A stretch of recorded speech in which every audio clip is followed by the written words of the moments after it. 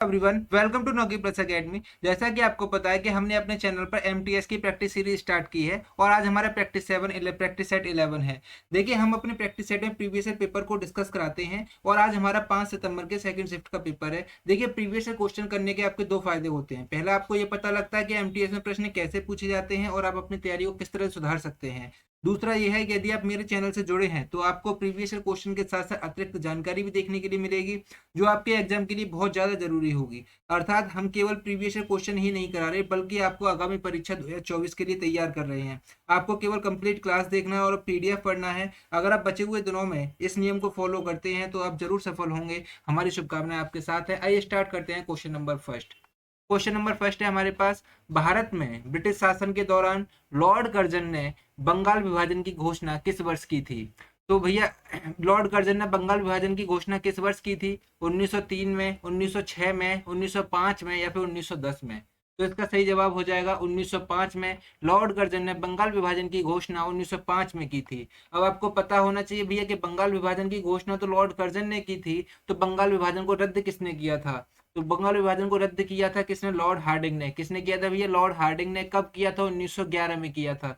आपको ये पता होना चाहिए। अब हम बात करते हैं लॉर्ड कर्जन की। देखिए, लॉर्ड कर्जन से रिलेटेड और क्या क्या क्वेश्चन एग्जाम में बन सकते हैं वो मैं अभी आपको बताऊंगा। देखिए, लॉर्ड कर्जन भारत का वायसराय रहा था 1899 से लेकर 1905 तक भारत का वायसराय रहा था। ठीक है, इसने 1901 में पहली बार जातिगत आधार पर जनगणना करवाई थी लॉर्ड कर्जन ने।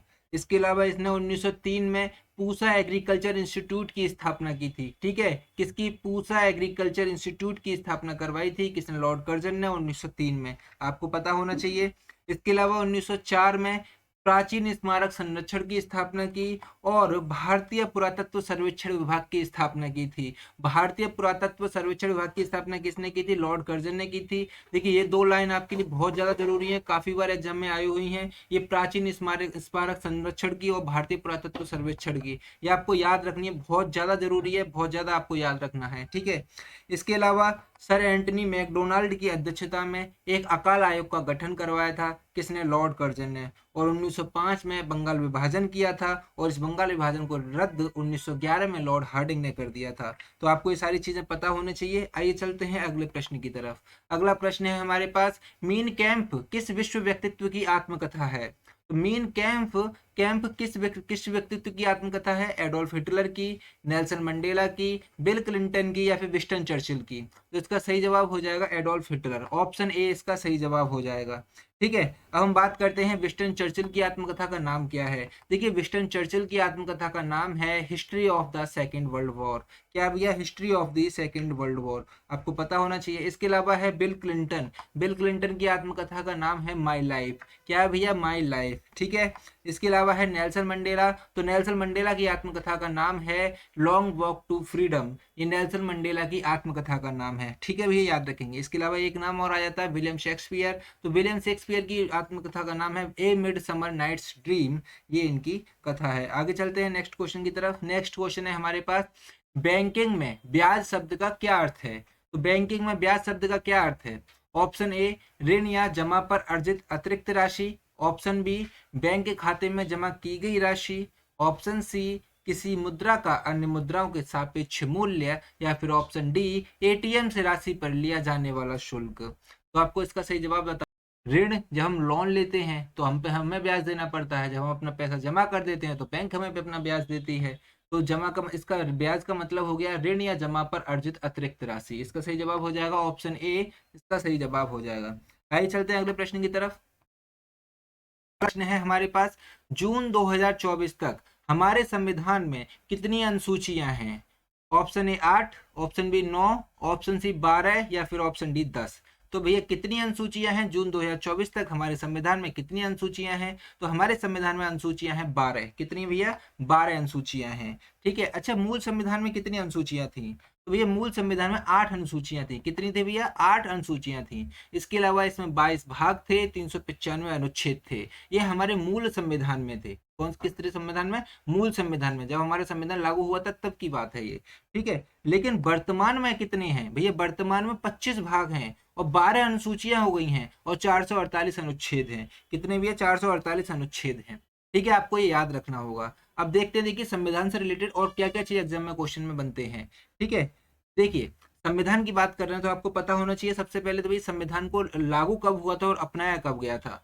26 नवंबर 1949 को इसे अपनाया गया था। इसी वजह से 26 नवंबर को संविधान दिवस के रूप में मनाया जाता है। ठीक है, आपको ये पता होना चाहिए।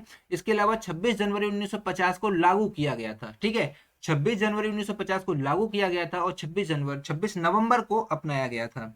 ठीक है, ये आपको पता होना चाहिए। इसके अलावा आपको पता होना चाहिए हमारे भारत का राष्ट्रीय ज्ञान क्या है। हमारे भारत का राष्ट्रीय गान है जन गण मन। क्या भैया, जन गण मन। अच्छा, इसे कब अपनाया गया था? इसे 24 जनवरी 1950 को अपनाया गया था। ठीक है, तो राष्ट्रीय गान गाया कब गया था पहली बार? राष्ट्रीय गान को सबसे पहले 1911 की कलकत्ता अधिवेशन में गाया गया था। कब गाया गया था भैया? 1911 की कलकत्ता अधिवेशन में राष्ट्रीय गान को गाया गया था। आपको पता होना चाहिए ये सारी चीजें। ठीक है, अच्छा राष्ट्रीय गान किसके द्वारा लिखित था? ये रविन्द्रनाथ टैगोर के द्वारा लिखित था। ठीक है, अच्छा बात करते हैं राष्ट्रीय गीत की। तो राष्ट्रीय गीत कौन सा भैया? राष्ट्रीय गीत है वंदे मातरम। इसको कब अपनाया गया था? इसको अपनाया था 24 जनवरी 1950 को राष्ट्रीय गीत को अपनाया गया था। आपको पता होना चाहिए। अच्छा, इससे सबसे पहले कब गाया गया था? इसे सबसे पहले 1896 में कलकत्ता अधिवेशन में गाया गया था। इसे सबसे पहले कब गाया गया था? 1896 में कलकत्ता अधिवेशन में राष्ट्रीय गीत को सबसे पहले गाया गया था। आपको ये पता होना चाहिए। अच्छा, राष्ट्रीय गीत किसके द्वारा लिखित है? ये बंकिम चंद्र चटर्जी के द्वारा लिखित है। आपको पता होना चाहिए। अच्छा, हमारे भारत का राष्ट्रीय चिन्ह क्या है? हमारे भारत का राष्ट्रीय चिन्ह है अशोक चिन्ह। ये जो मैंने साइड से लगा दिया है, ये अशोक चिन्ह है और ये हमारे भारत का राष्ट्रीय चिन्ह है। ठीक है, पता होना चाहिए। इसके अलावा सारनाथ का अशोक स्तंभ, ये क्या है? ये सारनाथ का अशोक स्तंभ है। इसमें 4 शेर हैं, एक पीछे की तरफ है, 3 आपको दिखाई दे रहे होंगे, लेकिन इसमें 3 ही दिखाई देते हैं। ठीक है, इसके नीचे एक चक्र बना हुआ है, यहाँ पर एक चक्र बना हुआ है जिसके एक ओर सांड है और दूसरी ओर घोड़ा है। ये आपको पता होना चाहिए भैया किसके कौन कौन से चित्र बने हुए हैं। एक ओर सांड का चित्र बना हुआ है, दूसरी ओर घोड़ा का चित्र बना हुआ है। ये आप दोनों नाम आपको याद रखने हैं। जिसके नीचे सत्यमेव जयते लिखा हुआ है, और सत्यमेव जयते को कहाँ से लिया गया है? मुंडकोपनिषद से लिया गया है। आपको सारी चीजें पता होना चाहिए। ठीक है, अच्छा अशोक चिन्ह को अपनाया कब गया था? अशोक चिन्ह को 26 जनवरी 1950 को अपनाया गया था। ठीक है, आपको पता होना चाहिए कब अपनाया गया था इसे? 26 जनवरी 1950 को अपनाया गया था। अब बात कर लेते हैं कैलेंडर की, राष्ट्रीय पंचांग की। ठीक है, राष्ट्रीय पंचांग यानी कि कैलेंडर।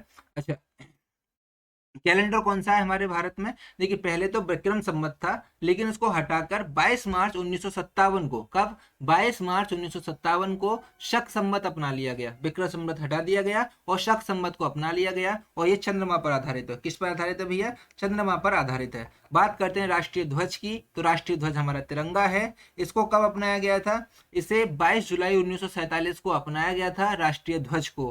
कब? 22 जुलाई 1947 को। और इसकी लंबाई और चौड़ाई का अनुपात 3:2 होता है। ठीक है, याद रखेंगे। आगे चलते हैं, अब बात करते हैं झंडे की स्थिति की।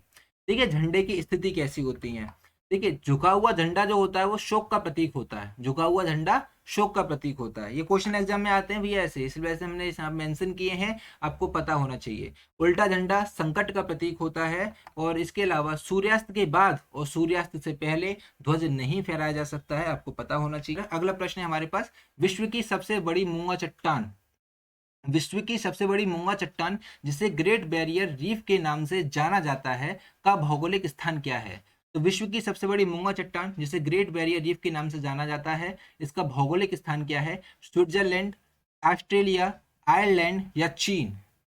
तो भैया सबसे बड़ा जो ग्रेट बैरियर रीफ है वो ऑस्ट्रेलिया की है। किसकी है भैया? ऑस्ट्रेलिया की। इसका सही जवाब हो जाएगा ऑप्शन बी, ऑस्ट्रेलिया। अच्छा, ये मूंगा चट्टान हमारे भारत में ही पाई जाती है क्या? बिल्कुल पाई जाती है। कहाँ पाई जाती है? लक्षद्वीप में। लक्षद्वीप हमारा पूरा मूंगा से ही बना हुआ है।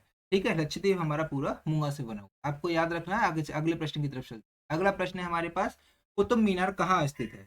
कुतुब मीनार कहाँ स्थित है? दिल्ली में, आगरा में, लखनऊ में या चंडीगढ़ में? देखिए कुतुब मीनार जो है वो दिल्ली में स्थित है। इसका सही जवाब हो जाएगा ऑप्शन ए, दिल्ली में स्थित है।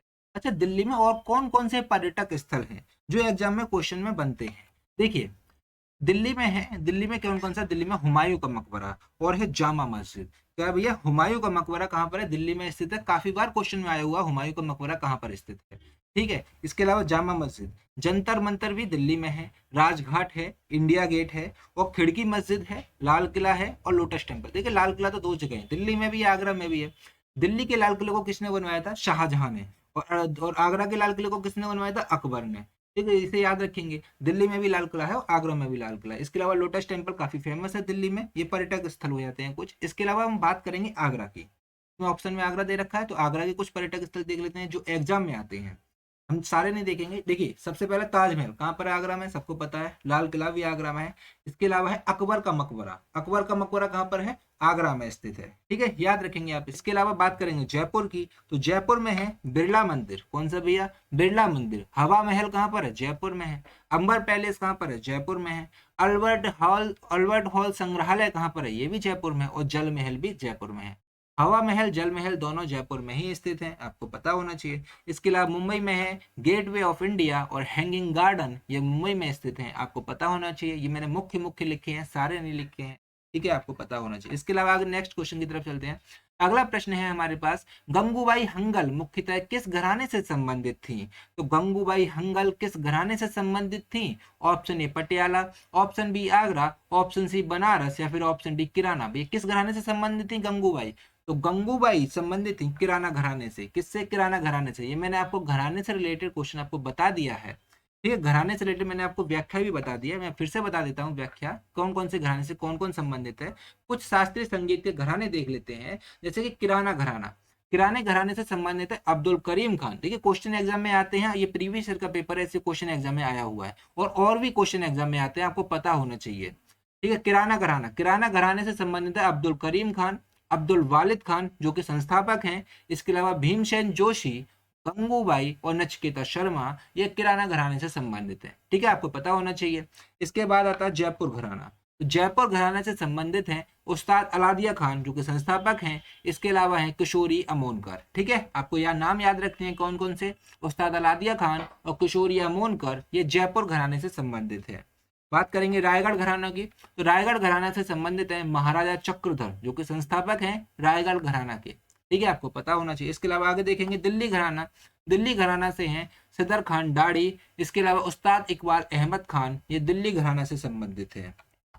पटियाला घराना से हैं मियां कल्लू, संस्थापक हैं। इसके अलावा उस्ताद बड़े गुलाम अली खान और उस्ताद इकबाल अहमद खान और अजय परवीन, ये पटियाला घराना से संबंधित है। कौन कौन भी है, फिर से देखेंगे, मियां कल्लू, उस्ताद बड़े गुलाम अली खान, उस्ताद इकबाल अहमद खान और अजय परवीन, ये पटियाला घराने से संबंधित है। बात करेंगे पंजाब घराना की, अल्लाह बख्श, पंजाब घराने से संबंधित है, काफी ज्यादा इंपॉर्टेंट है, इसे मार्क करना बहुत ज्यादा इंपॉर्टेंट क्वेश्चन है। अल्लाह बख्श किस घराने से संबंधित है, पंजाब घराने से संबंधित है। इसके अलावा मेवाती घराना, मेवाती घराने से संबंधित है पंडित जसराज, मेवाती घराना जो कि मुख्यतः दिल्ली, जयपुर, इंदौर में है। पंडित जसराज संस्थापक हैं इसके। इसके अलावा मोतीराम और मनीराम भी हैं मेवाती घराना से।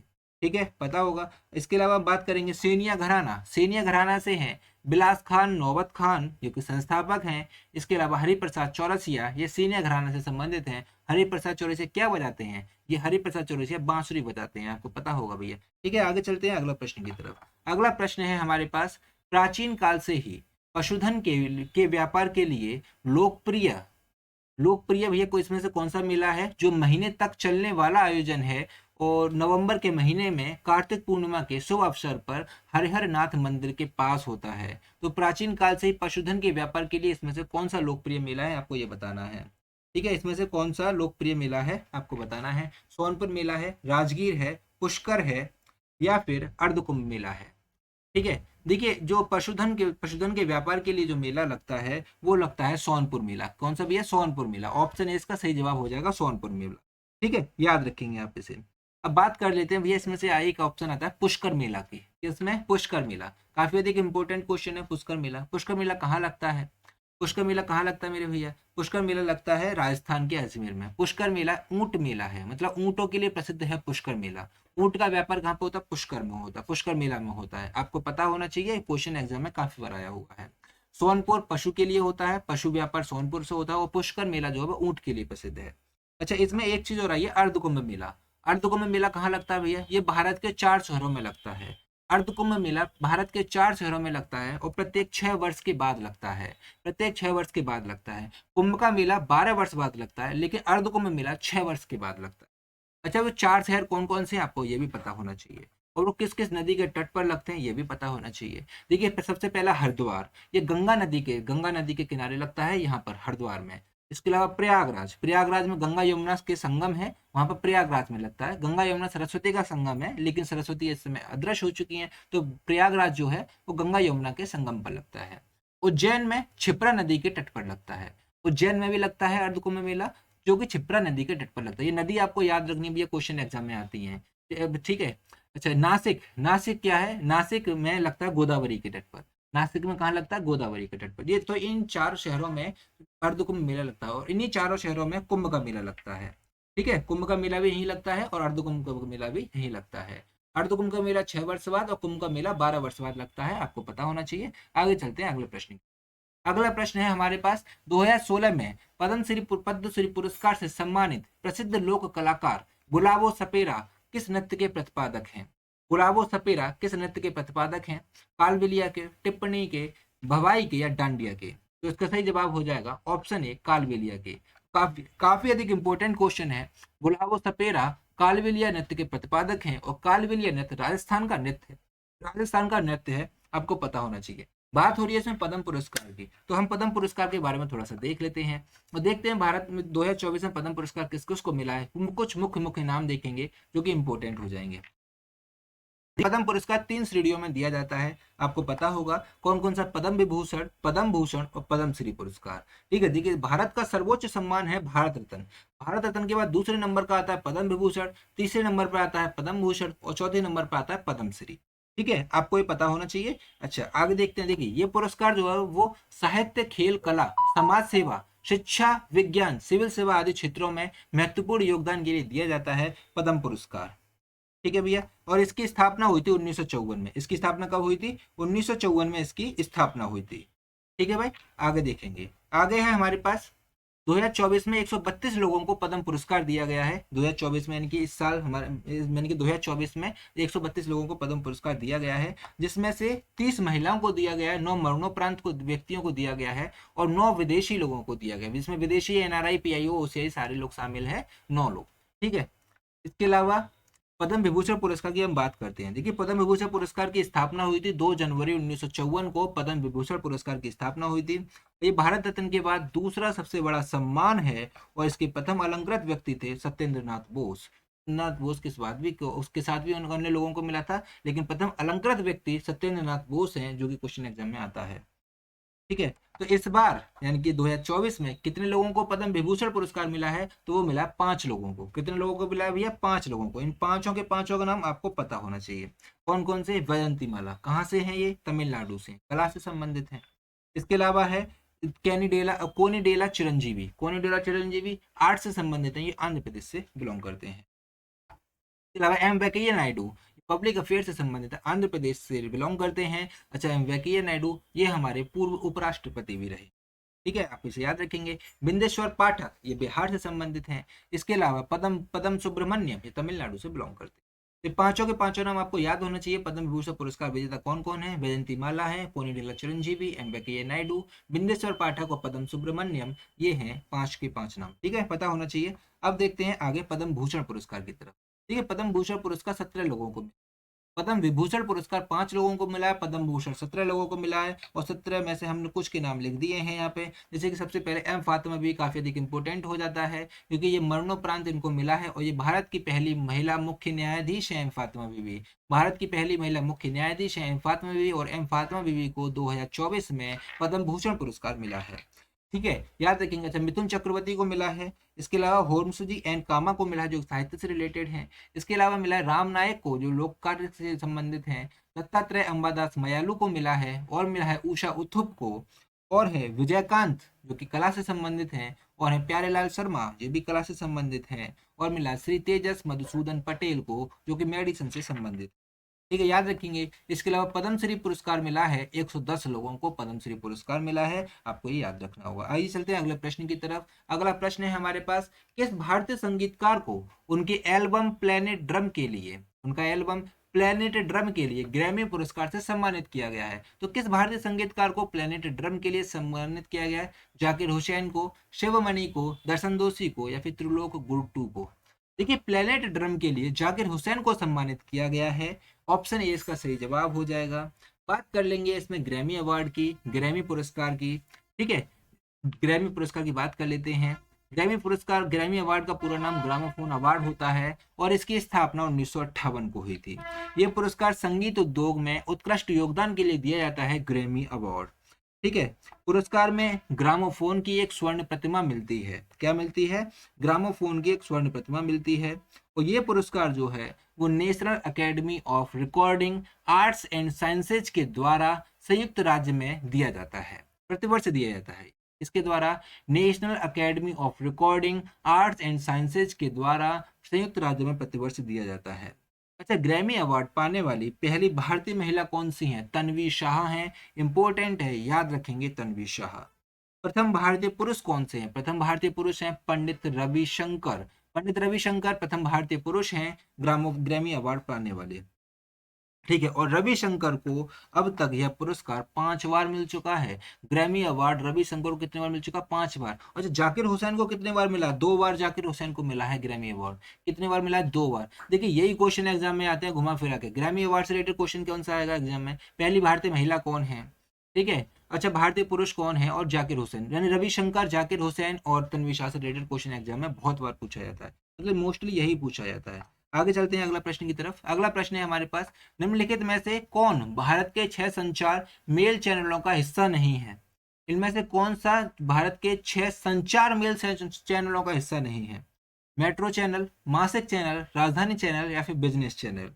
तो इसमें से कौन सा संचार मेल चैनल का हिस्सा नहीं है? तो वो नहीं है, वो कौन सा नहीं है? मासिक चैनल नहीं है। कौन सा नहीं है भैया? मासिक चैनल नहीं है, आपको याद रखना चाहिए। अच्छा, 6 संचार मेल चैनल होते कौन कौन से हैं? पहले आपको ये भी पता होना चाहिए, जब तो आप पता कर पाएंगे। ठीक है, 6 चैनल दे होते हैं, मेट्रो चैनल, राजधानी चैनल, बिजनेस चैनल। कौन कौन से भैया? मेट्रो, राजधानी, बिजनेस चैनल। ये तीनों के तीनों नाम इसमें है। मेट्रो भी है, राजधानी भी है, बिजनेस भी है। मासिक नहीं है इसमें। अभी और 6 और देखते हैं। 3 है bulk mail channel, periodical channel, इसके अलावा है एक एक्सप्रेस चैनल। एक्सप्रेस चैनल, ठीक है, याद रखेंगे। तो ये है 6 संचार मेल चैनल है। ठीक है, आपको पता होना चाहिए। आगे चलते हैं अगले प्रश्न की तरफ। अगला प्रश्न है हमारे पास, निम्नलिखित में से कौन सा सरकारी बजट में गैर ऋण पूंजी प्राप्ति का उदाहरण है? यानी कि इसमें से कौन से, इसमें से कोई ऋण नहीं है, तो कौन सा है इसमें गैर ऋण पूंजी प्राप्ति का उदाहरण? ऑप्शन ए, सरकारी स्वामित्व वाली भूमि की बिक्री। ऑप्शन बी, अंतरराष्ट्रीय वित्तीय संस्थाओं से ऋण। ऑप्शन सी, सरकारी बॉन्ड पर ब्याज भुगतान। या फिर ऑप्शन डी, नागरिकों से एकत्रित कर राजस्व। इसमें से कौन सा गैर ऋण पूंजी प्राप्ति का उदाहरण है? देखिए, इसमें से कौन सा ऋण नहीं है? पहले देखिए ऑप्शन बी चेक करते हैं। अंतरराष्ट्रीय वित्तीय संस्थाओं से ऋण, इसने तो बोल ही दिया है ऋण, उसने मुझसे हमसे पूछा गैर ऋण है, तो ऑप्शन बी तो हो ही नहीं सकता। ठीक है। और ऑप्शन सी को देखेंगे। ऑप्शन सी है सरकारी बॉन्ड पर ब्याज भुगतान। देखिए, जब बॉन्ड पेपर सरकार बेचती है तो बॉन्ड का पैसा सरकार को वापस करना पड़ता है, तो वो भी एक तरह का ऋण ही होता है। तो ऑप्शन सी भी नहीं हो सकता। ठीक है, ऑप्शन बी भी नहीं हो सकता, ऑप्शन सी भी नहीं हो सकता। ऑप्शन डी की बात देखते हैं, नागरिकों से एकत्रित कर राजस्व। ठीक है, नागरिकों से एकत्रित कर राजस्व, ये तो ये टैक्स है, और टैक्स पूंजी प्राप्ति में नहीं आता है। टैक्स जो होता है वो पूंजी प्राप्ति में नहीं आता है। ठीक है, तो टैक्स रिवेन्यू में जाता है, तो ऑप्शन डी तो कट ही जाएगा। ठीक है, ऑप्शन डी भी कट जाएगा। अब देखते हैं ऑप्शन ए, सरकारी स्वामित्व वाली भूमि की बिक्री। ये गैर ऋण पूंजी प्राप्ति है, यानी कि अगर सरकार कोई चीज बेच देती है तो उसमें सरकार को पैसा वापस तो नहीं करना पड़ेगा ना। तो ऑप्शन ए इसका सही जवाब हो जाएगा। सरकारी स्वामित्व वाली भूमि की बिक्री, ये थोड़ी ऋण है, ये ऋण नहीं है। ठीक है, याद रखेंगे। आगे चलते हैं अगले प्रश्न की तरफ। अगला प्रश्न है हमारे पास, विश्व भारती एक प्रसिद्ध शैक्षणिक संस्थान है जिसकी स्थापना 1921 में किसने की थी? तो विश्व भारती एक प्रसिद्ध शैक्षणिक संस्थान है जिसकी स्थापना 1921 में किसने की थी? तो वो की थी, किसने की थी भैया? रविंद्रनाथ टैगोर ने की थी। किसने की थी? रविंद्रनाथ टैगोर ने की थी, आपको पता होना चाहिए। अच्छा, रविन्द्रनाथ टैगोर को ही गीतांजलि के लिए पहली बार भारतीय नोबेल पुरस्कार मिला है 1913 में। तो पहली बार भारतीय नोबेल पुरस्कार किसको मिला? गीतांजलि के लिए रविन्द्रनाथ टैगोर को मिला था 1913 में। इसके अलावा रविन्द्रनाथ टैगोर ने नाइटहुड की उपाधि धारण की थी। इसके अलावा रविन्द्रनाथ टैगोर के द्वारा ही लिखा हुआ है हमारे भारत का राष्ट्रीय गान, आपको पता होना। बात करते हैं विनोबा भावे की, तो विनोबा भावे ने किसकी स्थापना की थी? तो विनोबा भावे ने परमधाम आश्रम की स्थापना की थी। विनोबा भावे ने। मदर टेरेसा ने मिशनरीज ऑफ चैरिटी की स्थापना की थी। किसकी स्थापना की थी भैया? मिशनरीज ऑफ चैरिटी की स्थापना मदर टेरेसा ने की थी। ये बहुत बड़ी समाज सेवी थी। इसके अलावा सर सैयद अहमद खान, सर सैयद अहमद खान ने मोहम्मडन एंग्लो ओरिएंटल कॉलेज की स्थापना की थी, जिसको आज एएमयू के नाम से जानते हैं, अलीगढ़ मुस्लिम यूनिवर्सिटी के नाम से जानते हैं। तो सर सैयद अहमद खान ने किसकी स्थापना की थी? मोहम्मडन एंग्लो ओरिएंटल कॉलेज की स्थापना की थी। ठीक है भैया, याद होना चाहिए आपको। आगे चलते हैं अगला प्रश्न की तरफ। अगला प्रश्न है हमारे पास, प्रसिद्ध बॉलीवुड अभिनेत्री हेमा मालिनी एक प्रशिक्षित नर्तकी है। ये प्रशिक्षित गलत लग गया, मैं इसका पीडीएफ आपको प्रोवाइड कराऊंगा, बिल्कुल सही। ठीक है, प्रसिद्ध बॉलीवुड अभिनेत्री हेमा मालिनी एक प्रशिक्षित नर्तकी है। तो ये किसकी प्रशिक्षित नर्तकी है? कथक की, भरतनाट्यम की, ओडिसी की, या फिर कुचिपुड़ी की? तो देखिए हेमा मालिनी जो है वो भरतनाट्यम की प्रशिक्षित नर्तकी है। हेमा मालिनी भरतनाट्यम का नृत्य भी कर लेती है। इसका सही जवाब ऑप्शन बी हो जाएगा। अब और देखते हैं भरतनाट्यम से और कौन कौन से कलाकार हैं जो क्वेश्चन एग्जाम में आते हैं, जो आपको पता होना चाहिए, याद होना चाहिए। तो वो है यामिनी कृष्णमूर्ति, सोनल मानसिंह, और इसके अलावा है रुक्मणी देवी अरुणडेल और मृणालिनी साराभाई। ये बहुत ज्यादा इंपॉर्टेंट है, भरतनाट्यम से संबंधित हैं और ये क्वेश्चन एग्जाम में आते हैं, इनके नाम एग्जाम में आते हैं। बात करेंगे कथक की, तो कथक से कौन कौन संबंधित है? ये कथक से संबंधित हैं बिरजू महाराज, लच्छू महाराज, काफी एक इंपॉर्टेंट है, बिरजू महाराज, लच्छू महाराज और शोभना नारायण। इसके अलावा है नलिनी अस्थाना, कमलिनी अस्थाना, कुमकुमधर और उमा शर्मा। ये कथक से संबंधित है। ठीक है भैया, आपको पता होना चाहिए। अच्छा, अब आगे देखते हैं ओडिसी। ओडिसी से संबंधित हैं सोनल मान सिंह, हरे कृष्ण बेहरा, संयुक्ता पन्निग्राही, केलुचरण महापात्र और सुजाता महापात्र। देखिए इसमें सोनल मानसिंह जो है, सोनल मानसिंह भरतनाट्यम से भी संबंधित हैं और ओडिसी से भी संबंधित हैं, आपको पता होना चाहिए। ठीक है, इसके अलावा है मीनाक्षी मिश्रा और माधवी मुदगल, ये ओडिसी नृत्य से संबंधित हैं। ओडिसी एक शास्त्रीय नृत्य है, मैंने भारत का। कुचिपुड़ी की, तो कुचिपुड़ी से संबंधित हैं अपर्णा सतीशन, राधा रेड्डी, पद्मा रेड्डी, इसके अलावा है यामिनी कृष्णमूर्ति और स्वप्न सुंदरी और शोभा नायडू। ठीक है, याद रखेंगे। यामिनी कृष्णमूर्ति जो भरतनाट्यम से भी संबंधित है और कुचिपुड़ी से भी संबंधित है। ठीक है भैया, ये आपको याद रखने, ये नाम भैया ये क्वेश्चन एग्जाम में आते हैं, नाम से रिलेटेड बहुत बार एग्जाम में आते हैं, आपको पता होना चाहिए। आइए चलते हैं अगले प्रश्न की तरफ। अगले हमारे पास, राज्य विधानमंडल में धन विधेयक पेश करने के लिए किसकी पूर्व अनुशंसा की आवश्यकता होती है? तो किसकी पूर्व अनुशंसा की आवश्यकता होती है विधानमंडल में धन विधेयक को पेश करने के लिए? सभा के अध्यक्ष, मुख्यमंत्री, राज्यपाल या महाधिवक्ता? देखिए, धन विधेयक को पेश करने के लिए राज्यपाल की अनुशंसा की आवश्यकता होती है, यानी कि राज्यपाल से पहले अनुमति लेनी पड़ती है। इसी तरह से अगर संसद में धन विधेयक पेश करना होगा तो उसके लिए राष्ट्रपति से अनुमति लेनी पड़ती है। तो ये सेम रहता है राज्य विधानमंडल का और संसद का। ठीक है, राज्य विधानमंडल में राज्यपाल से और संसद में राष्ट्रपति, आपको पता होना चाहिए। आगे चलते हैं अगले प्रश्न की तरफ। अगला प्रश्न है हमारे पास, आर के नारायण किसके लेखक हैं? आर के नारायण ने क्या लिखा है इसमें से? पथ प्रदर्शक लिखा है, गोदान लिखा है, अछूत लिखा है या झूठा सच लिखा है? देखिए आर के नारायण ने लिखा पथ प्रदर्शक। क्या लिखा भैया? पथ प्रदर्शक, ऑप्शन ए पथ प्रदर्शक सही जवाब। बात करते हैं आर के नारायण ने और क्या लिखा है और क्या एग्जाम में आ जाता है। ठीक है, आर के नारायण ने पथ प्रदर्शक लिखा है। इसके अलावा लिखा है इन्होंने द बैचलर ऑफ आर्ट्स, क्या आंसर भैया? द बैचलर ऑफ आर्ट्स, और है the man eater of Malgudi. The man eater of Malgudi R K Narayan का है। इसके अलावा द बैचलर ऑफ आर्ट्स ये भी आर के नारायण का है। बात करते हैं गोदान। गोदान किसने लिखा है? प्रेमचंद्र ने लिखा, वो काफी अधिक फेमस है। इसके अलावा प्रेमचंद्र ने लिखा है गबन, कर्म भूमि, रंग भूमि। कौन सा? गोदान, गबन, कर्म भूमि, रंग भूमि, ये प्रेमचंद्र की रचनाएं हैं। बात करते हैं अछूत। अछूत यानी कि अनटचेबल। अनटचेबल किसने लिखा है? ये मुल्क राज आनंद ने लिखा। क्वेश्चन एग्जाम में आया हुआ है, आपको पता होना चाहिए। बात करते हैं झूठा सच। तो झूठा सच लिखा है यशपाल ने। किसने लिखा भैया? यशपाल ने लिखा है। ठीक है भैया, आगे चलते हैं अगले प्रश्न की तरफ। अगला प्रश्न है हमारे पास, शिशुपीलिया का सबसे स्पष्ट लक्षण कौन सा है जो आमतौर पर जन्म के बाद दूसरे और चौथे दिन के बीच दिखाई देता है? तो शिशुपीलिया का सबसे स्पष्ट लक्षण कौन सा है जो आमतौर पर जन्म के बाद दूसरे और चौथे दिन के बीच दिखाई देता है? ऑप्शन ए मुंह के कोनों में दरार और जलन, ऑप्शन बी सूजे हुए या फूले हुए टखने, ऑप्शन सी त्वचा या आंखों के सफेद भाग का पीला पड़ना, या फिर ऑप्शन डी मसूड़ों में सूजन और खून आना। देखिए पीलिया का सबसे स्पष्ट लक्षण होता है त्वचा और आंखों के सफेद भाग का पीला पड़ना। ऑप्शन सी इसका सही जवाब हो जाएगा। ठीक है, ऑप्शन सी इसका सही जवाब हो जाएगा, पता होना चाहिए आपको। आइए चलते हैं अगले प्रश्न की तरफ। अगला प्रश्न है हमारे पास, रेखीय संवेग की इकाई किस में मापी जाती है? किलोमीटर मीटर सेकंड, या फिर ग्राम मीटर पर सेकंड, या फिर किलोमीटर मीटर पर घंटा या फिर किलोमीटर मीटर पर सेकेंड। देखिए रेखीय संवेग की इकाई जो मापी जाती है वो किलोमीटर मीटर पर सेकंड में मापी जाती है, किलोग्राम मीटर पर सेकंड में मापी, इसमें किलोग्राम मीटर पर सेकंड में मापी जाती है। ऑप्शन डी इसका सही जवाब हो जाएगा। आप कहेंगे समझ में नहीं आया, हमें समझाइए, तो देखिए हम बिल्कुल समझाते हैं आपको। देखिए भैया, रेखीय संवेग, रेखीय संवेग का फॉर्मूला होता है P बराबर एम वी। क्या? P बराबर एम वी। एम क्या है यहाँ पर? एम मास यानी कि द्रव्यमान है। वी क्या है यहाँ पर? वी वेलोसिटी यानी कि वेग है। वी क्या है? वेलोसिटी यानी कि वेग है। द्रव्यमान का मात्रक यानी द्रव्यमान की इकाई क्या होती है? द्रव्यमान की इकाई किलोग्राम होती है। क्या होती है मेरे भैया? किलोग्राम होती है। वेलोसिटी वेग, वेग की इकाई क्या होती है? वेग की इकाई होती है मीटर पर सेकेंड, वेग की इकाई होती है। वेग की क्या होती है? मीटर पर सेकेंड वेग की इकाई होती है। तो उन सबको मैच कर मिला दिया, किलोग्राम मीटर पर सेकेंड हो गया, रेखीय संवेग की इकाई हो गई। समझ में आ गया होगा। आइए चलते हैं अगले प्रश्न की तरफ। अगला प्रश्न है हमारे पास, पंजाब राज्य निम्नलिखित में से किस प्राकृतिक संसाधन में समृद्ध है? तो पंजाब राज्य निम्नलिखित में से किस प्राकृतिक संसाधन से समृद्ध है? लौह अयस्क से, कोयला से, सिलिकॉन से या फिर उपजाऊ मिट्टी से? देखिए पंजाब राज्य जो है वो उपजाऊ मिट्टी से संबंधित है। ऑप्शन डी इसका सही जवाब हो जाएगा। ठीक है, अब बात करते हैं लौह अयस्क।